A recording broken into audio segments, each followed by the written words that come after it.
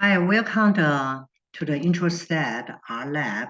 So this is unit number 2. We're going to learn in this unit is how to display and describe the data. So in this unit, we divide into two parts, part A and part B. The part A, we're going to focus on the categorical type of the data. From the unit 1, we learn what is the categorical type of the data, right? So the second part of the unit number 2, the part B, we're going to talk about how to display and describe the categorical data here. Okay, so let's take a look here.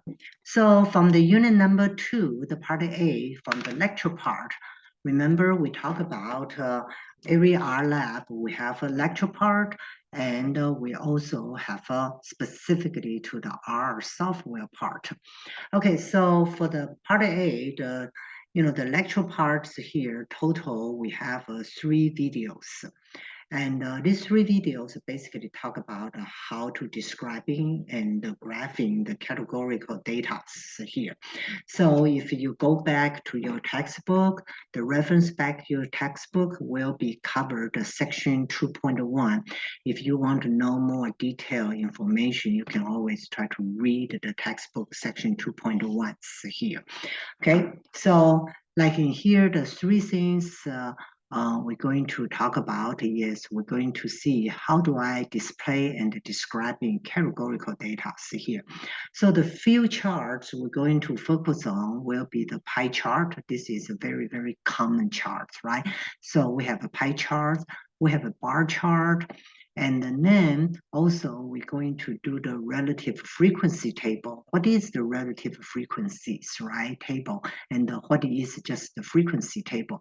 Because the bar chart, you can graph the bar chart based on the relative frequency or just the frequencies here. And then the last things we need to talk about is we call this the area principles here. So the area principles here, and a lot of people, when they do the graph, they try to be very creative. So sometimes they use the 3Ds, then sometimes they try to use some picture and they try to represent what I mean. So for example, we want to see the number of the cell phone on, the teen, what is how many the teenage kids own the cell phones here through the year, right? So like through the previous 5 years. And some people, instead of just doing the numbers, do the bar chart, some of them, they kind of be creatively just put a cell phone. So like if it's a little bit bigger, like if in these 2 years, the teenagers number increase of using the cell phone, then they will give a big picture of the cell phone. Then for the previous 5 years, like if for example, like 2020 is less cell phone users than the 2022, then I give a small size cell phone picture there. It looks, it looks pretty cool and creative, but we need to be very careful about the area principles here. That means that the size of the cell phone you put into your bar chart, it has to be proportional to the number. You cannot just put someone is a little bit bigger and someone is a little bit smaller.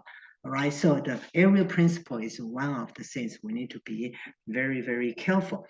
And also, like somebody, when they try to do the charts, they try to be creative. So for example, the pie chart, right? Instead of just do a circle, they will do a 3D pie chart.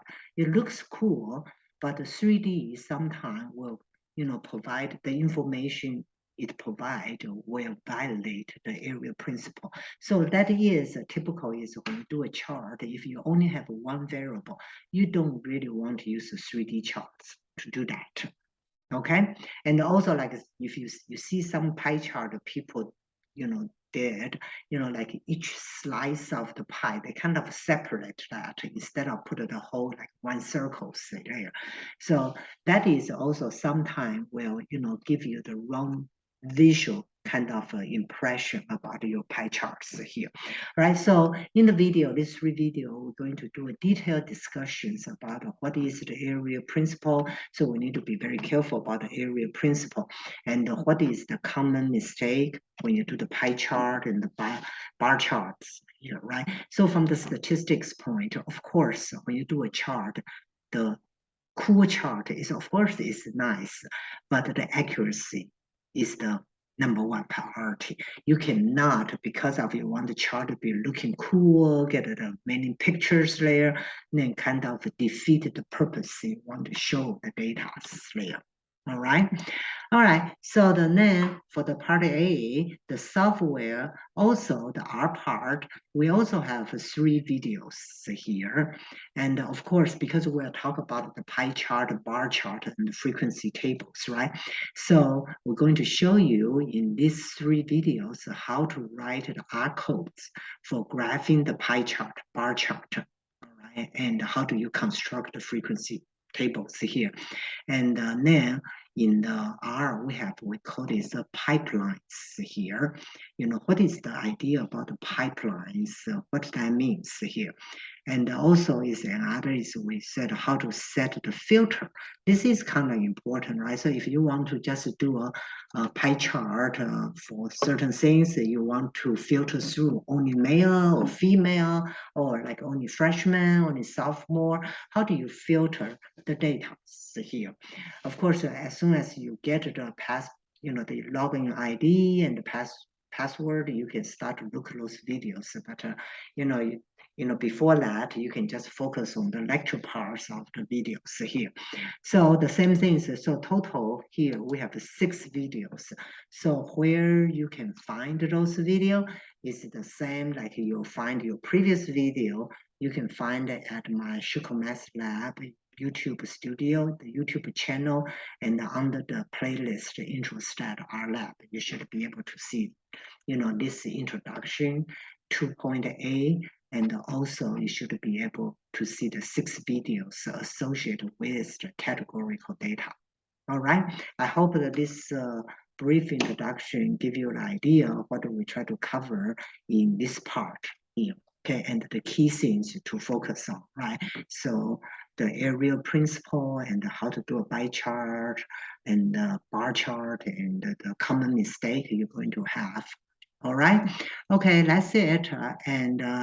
So go ahead, after you finish this one, go ahead to start to review the videos about this unit, okay?